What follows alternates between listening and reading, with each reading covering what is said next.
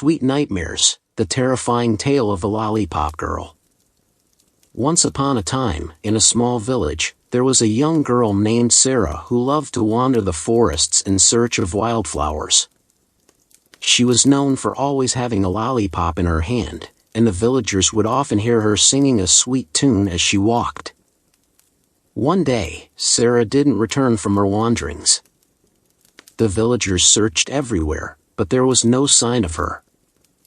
A week later, a young boy claimed to have seen her walking deep in the forest, but when he called out to her, she turned and looked at him with blank, empty eyes.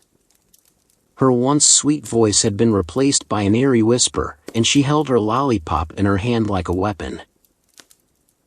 The villagers were afraid, and they warned everyone to stay away from the forest. But as the days passed, more and more people went missing, and strange whispers could be heard in the night. The villagers realized that Sarah had been taken over by a malevolent spirit, and that her lollipop was cursed. One brave young man decided to venture into the forest to try and save Sarah and put an end to the evil spirit. He found her sitting in a clearing, her lollipop stuck in the ground beside her.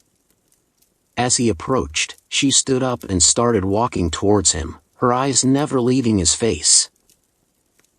The young man tried to run, but he found that he couldn't move. Sarah's voice was now a low growl, and she was getting closer and closer. He closed his eyes, waiting for the inevitable, but when he opened them again, Sarah was gone. The villagers never saw Sarah or the young man again, and the forest remains a place of darkness and terror. But on quiet nights, you can still hear the whispers, and if you listen closely, you can hear Sarah singing her sweet tune, her lollipop still in hand.